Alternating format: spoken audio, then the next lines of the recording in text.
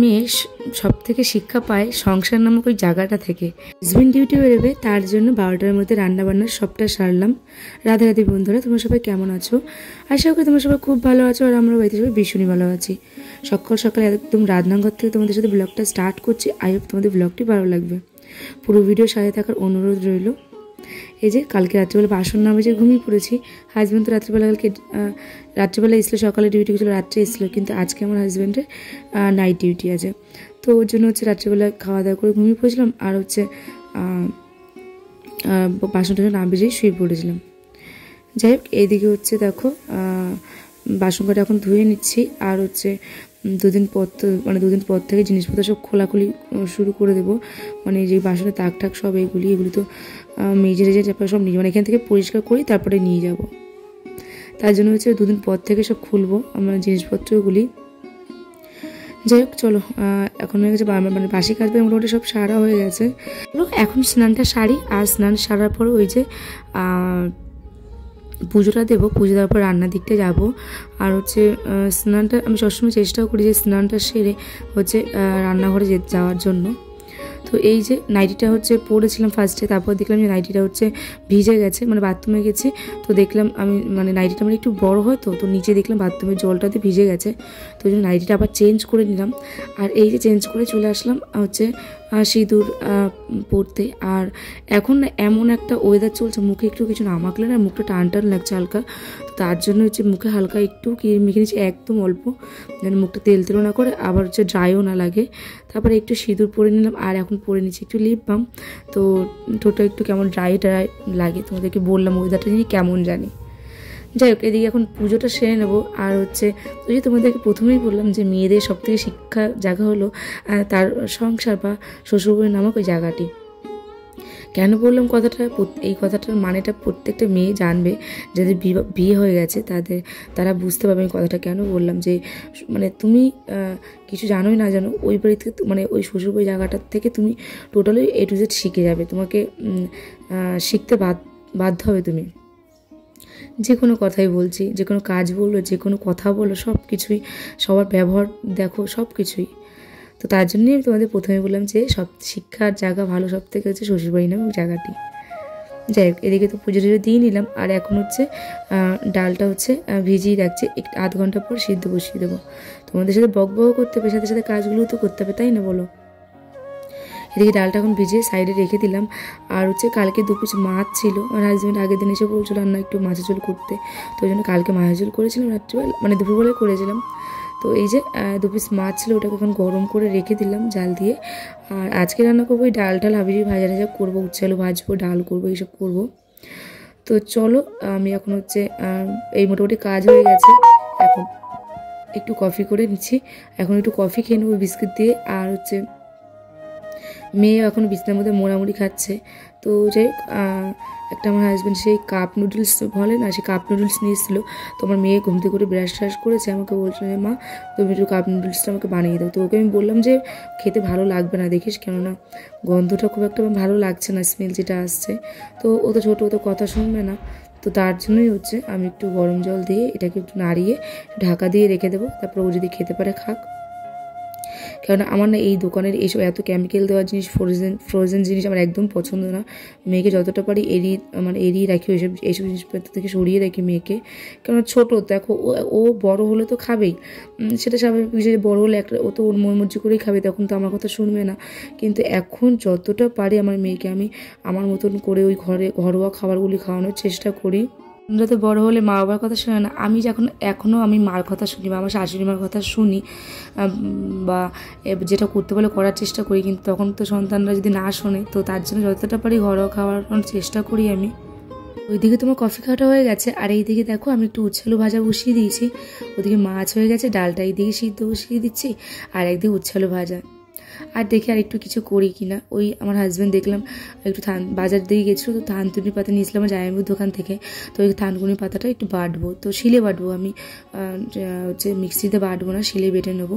কারণ হচ্ছে ওই শিলে না বাটলে না ওই থানকুনি পাতার যে ইয়েটা ভালো লাগে না, মানে টেস্টটা। আর মিক্সি দিলে তো জল বেশি দিতে হয় না, তো পেস্ট হবে না, পাতা তো অল্প, তার জন্য।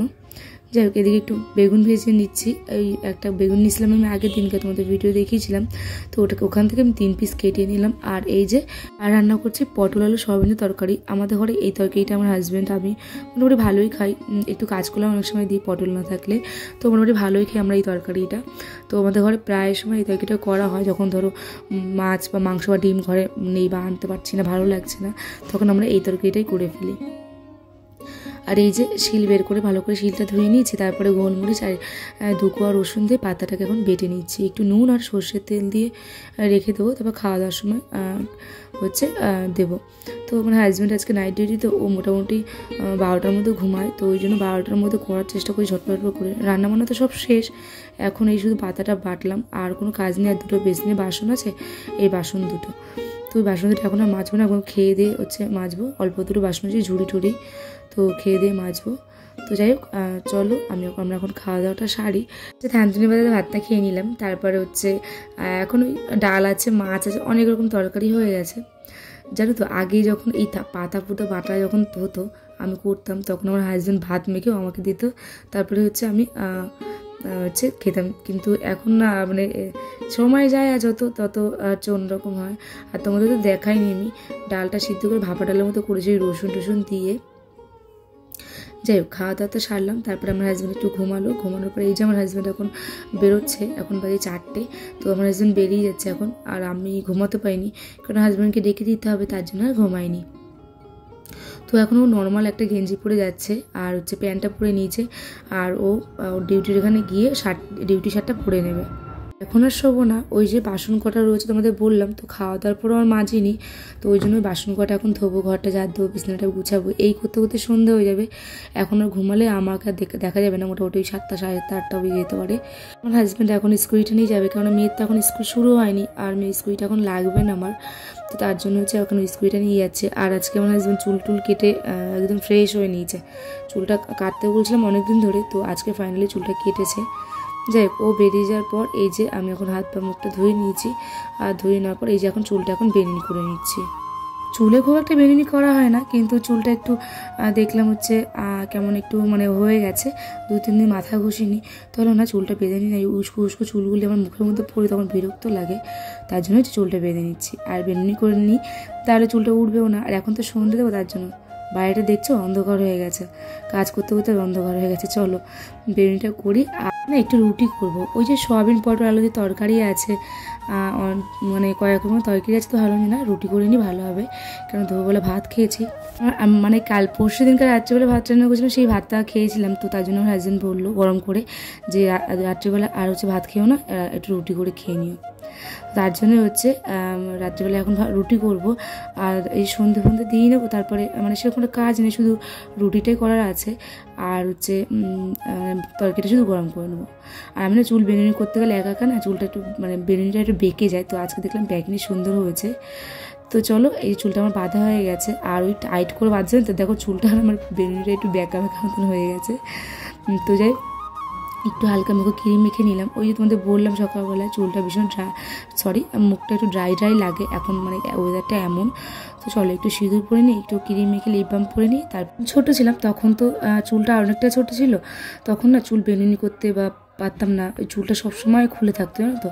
তারপরে আমার যে বন্ধু ছিল ওকে দিয়ে আমি একটু চুল বাঁধাতাম, যে আমাকে একটু চুলটা বেঁধে দে না, কারণ একা বাঁধতে পারতাম না, মা তো ছিল না, মা তো বদ্ধবাড়ি থাকতো তখন, বাবা চলে যাওয়ার পরের কথা বলছি, মানে 2009 থেকে মানে বাবা 2008-এ মারা গেছেন, 2009-8 থেকেই বলছি কথাগুলি। তো তখন চুল টুল বাঁধতে পারতাম না, ওই আমার বান্ধবীকে বেঁধে দিতাম, আমি আমার বান্ধবীটা বেঁধে দিতাম, আমার বান্ধবী আমারটা বেঁধে দিত। যাই হোক, এখন হচ্ছে এই লাইটটা জ্বালিয়ে নিলাম, আর এই লাইট ফেট সব খুলে নেবো। আর আমার যে এই লাইটটা সাদা একটা লাইট আছে টুনি লাইট করি, এইটা আমি মার বাড়ি যখন শিফট হবো তখন হচ্ছে ঠাকুর ঘরের পিছনটায় ওই যে রাউন্ড করে ঝুলিয়ে দেবো। আমার ওই যে কতগুলো হুক আছে মিশো থেকে কেনা, সেই হুক দিয়ে। তো পিছনটা টাইলসে বসানো আছে, টাইলসের মধ্যে সুন্দর আটকাবে। ওটা তাহলে এখানে এন্ড করছি। ভিডিও ভালো লেগে থাকলে লাইক কমেন্ট শেয়ার করে চ্যানেল সাবস্ক্রাইব করে আমার পাশে থেকো। টাটা।